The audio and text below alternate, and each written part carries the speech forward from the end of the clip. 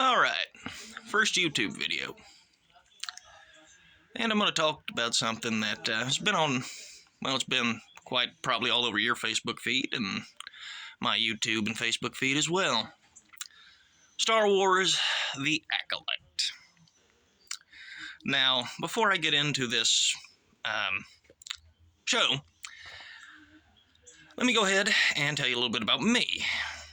I'm some jackass hillbilly albino from Kentucky. You know, real important thinker.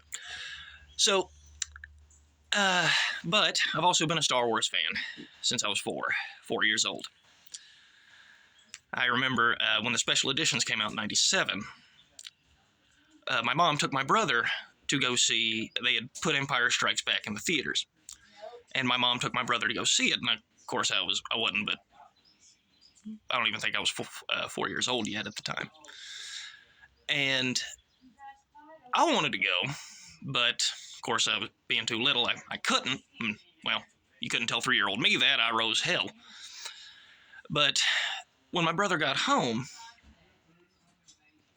he pulled out my mom's VHS tapes, and we spent the whole next day watching it. And ever since then, for my mom, my brother, and I, Star Wars was the thing that brought us all together. It was the thing that we love more than anything else, guys. We watched Obi-Wan, the Book of Boba Fett, and all the flaws those shows had. We still loved them. I hated The Last Jedi. Absolutely hated it. Jed might tell you how I feel about The Acolyte, but we're coming to that. And that's why this video is kind of hard to make, because The Acolyte has fucking destroyed Star Wars. And I am to the right, politically speaking, but guys, the wokeness in this show is flies buzzing around a giant pile of shit. The acting, the pacing, the choreography, the effects.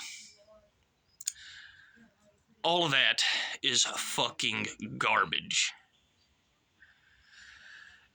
In the third episode, as I'm sure a lot of you know, they burn down a stone. They burn down a fucking castle.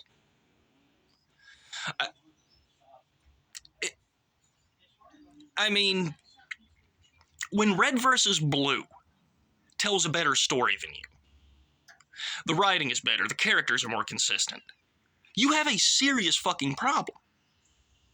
That's nothing against Red versus Blue. I personally love it. But that show wasn't a show. It was a fucking web series. It was machinima. You are a multi-million-dollar, what was it, $180 million to make this show? And it looks like a Star Trek Next Generation set. It looks awful. The effects are awful. I do like the Jedi robes, though. I do think those look pretty cool. The white, the gold, I like that. And I like the character of Saul. He's the only one that even remotely feels like he belongs in Star Wars. The rest of them, just nobody acts with any sort of consistency. It's the pitch me so the show can happen over and over and over again. And the plot contrivances, the lesbian space witches. I could accept all of that if you didn't fundamentally break the lore. Anakin Skywalker was the chosen one. That's why the Force conceived Anakin Skywalker. Darth Plagueis could create life. And so the Force responded by creating Anakin Skywalker. That was the first time anything like that had happened. Now you introduce this. 100 years. Enough time between now and the election of Calvin fucking Coolidge.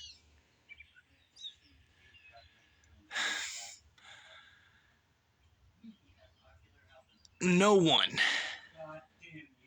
knew the Sith had returned when they reveal themselves in Episode 5.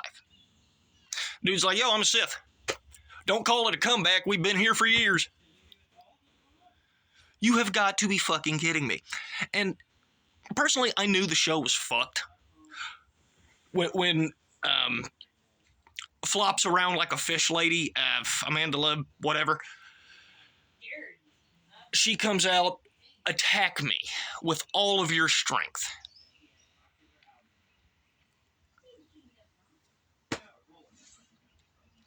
That is something I would have said while playing Star Wars when I was like 5 or 6. You shit the bed from the first line of the show.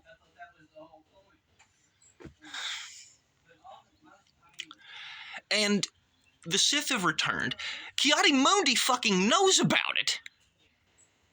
So he's just lying his ass off in Episode 1. He's like, Sith, man, y'all crazy. Sith ain't been around. Oh, God, I hope they don't look up the records. I don't know how you're going to get out of this. I really don't. You have fundamentally broken the world of Star Wars. And here's the thing. The Fallout show came out recently. Female lead. Black lead. Trans actor. Mr. Conservative here didn't fucking care. Sorry I'm squinting. I'm albino. Light fucks with my eyes, guys. But didn't care. Because despite the retcons on the Fallout show, I didn't like how they handled the NCR. Still enjoyed it. Still told a good story. I still wanted to see what happened with Lucy and Maximus and Cooper. I don't give a shit what happens to any of these people in the Acolyte. Again, you have been outclassed by Fallout, I think. From the attention to detail that show showed to the B+ writing. It shows you that nobody really cares about any of the diversity stuff. We don't care. We want good stories. I don't even mind left-wing politics on my show. You know, one of my favorite fucking shows of all time is All in the Family. That whole show is ripping on people like me.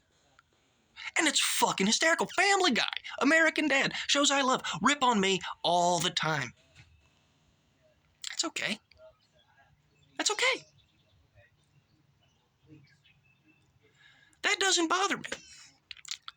Because it's done in a way that more feels like you're joking around with your buddies who might not agree with you politically than it does they're genuinely insulting us.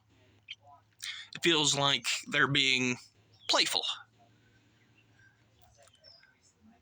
Your political messaging in this show is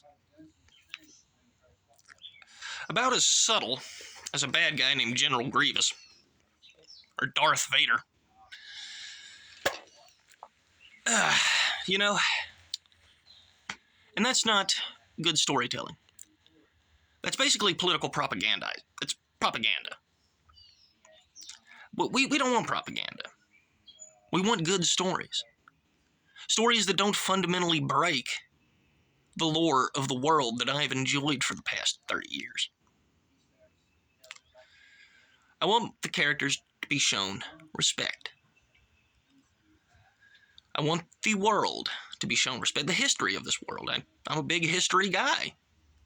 You know, if someone comes out and tells me that the Battle of Kursk happened in Vietnam, I'll be pretty upset about that. You come out and tell me that the Jedi knew about the Sith 100 years before Darth Maul, before any of that. And they just, what, they covered it up? A conspiracy? No, you wrote a crappy show because you have no idea about the world, about the lore, about any of that. And because Leslie Headland's a fucking lesbian, nobody's going to challenge her. Nobody's going to challenge her. Because it's all about appearances. It's all about appearing diverse and all of that. It's not about telling a good story. It's about pushing an agenda. That's the difference. That is the difference between that whole little rant I went on. And the Acolyte. The Acolyte is pushing an agenda. American Dad, Family Guy, All in the Family. They're just trying to make a good show and make some people laugh, while also putting their values in it. Their values are not my values. I don't take my beliefs from fucking TV shows. I take my beliefs and my ideology from the world as I have experienced it.